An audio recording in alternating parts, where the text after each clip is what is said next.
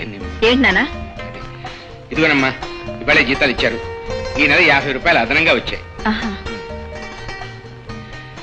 లక్ష్మి, లక్ష్మీపతి ఇంత సంపాదించి ఇంత పెద్దవాడయ్యాడా? ఇవాళకే నా మాట అంటే ఎంత గురనుకున్నావు? వర్కర్స్ కి జీతాలు పెంచాలని ఒక్క మాట చెప్పానంతే, మొత్తం అందరికీ పెంచేశాడు. నీ దగ్గర అప్పు తీసుకుని వ్యాపారం పెట్టిన మనిషి కదా నాన్న. కాకపోతే రేవు దాటిన తర్వాత తెప్ప తగలట్లేదు, అది ఆయన గొప్పతనం. నిజమేనుకోమ్మా, ఈ రోజుల్లో అలాంటి మనుషులు ఎంతమంది ఉన్నారంటావు? అక్క, రేపటి నుంచి నా పాకెట్ మనీ కూడా పెరగాలి. నువ్వు ఇచ్చిన రూపాయి బొత్తిగా చాలటం లేదు. గీత, రాబడితో పాటు ఖర్చు పెరుగుతుంది. అన్నిటికీ రేట్లు పెరిగినాయి. బ్లాక్ లో కొనాల్సి వస్తుంది.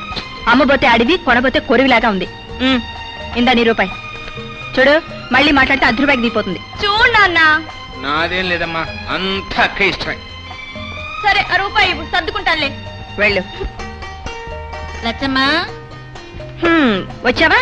రా.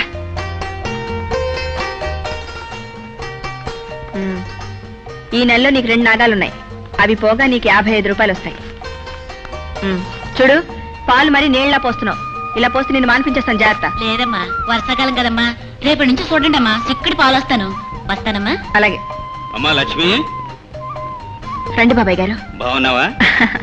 గోపాలం గారు, మిమ్మల్ని చూసి మేము క్యాలెండర్ సరి చేసుకోవచ్చండి. సరిగ్గా 1వ తారీఖు సాయంకాలం 5 గంటలకల్లా వచ్చాం. అవును రంగయ్య, ఎన్నో ఇళ్ళున్నా ఏం ప్రయోజనం? ఇక్కడైతే కరెక్ట్ గా ఫస్ట్ కి అద్దె దొరుకుతుందని నమ్మకం. అద్దె కరెంటు కలిపి 123 రూపాయలైంది. చూడు రంగయ్య, ఏ జన్మలో పుణ్యం మూట కట్టుకున్నావు గాని సమర్థురాలైన కూతురు పుట్టింది. మావాడు ఉన్నాడు, ఒట్టి ఆడంగి వెతవ. రూపాయికి ఎన్ని పైసలు తెలిస్తావని సొంట. బాబాయ్ గారు, ఇది 120, 3 రూపాయలు ఇస్తాను. పర్లేదమ్మా, తర్వాత ఇద్దు గాని.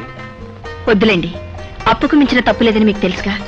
ఒకరికి 2 పైసలు బాకీ ఉన్నా నాకు తోచదు. చిల్లరుందిగా, తీసుకోండి. రంగయ్య, కొడుకు పుట్టాలి అనుకుంటాం గానీ ఇలాంటి ఒక్క కూతురుంటే చాలయ్యా. 10 మంది కొడుకులు పెట్టు. నేను వస్తానమ్మా.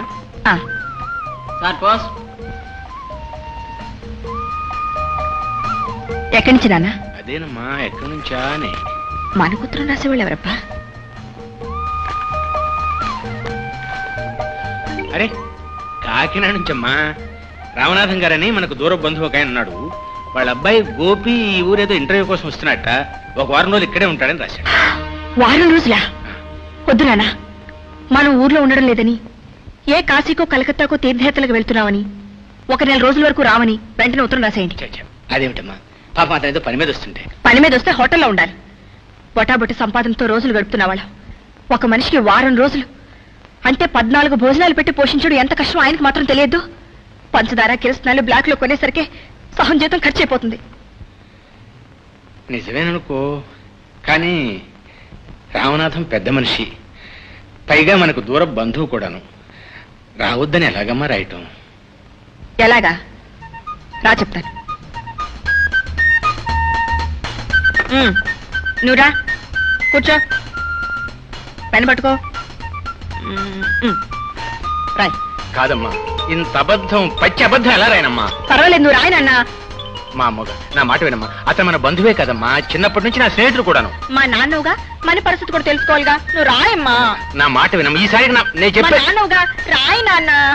నేను రాయనమ్మా. నువ్వు రాయవా? అయితే నేనే రాసని. సరే, నేను రాయమంటావు చెప్పు. రాయ్. ఏమని?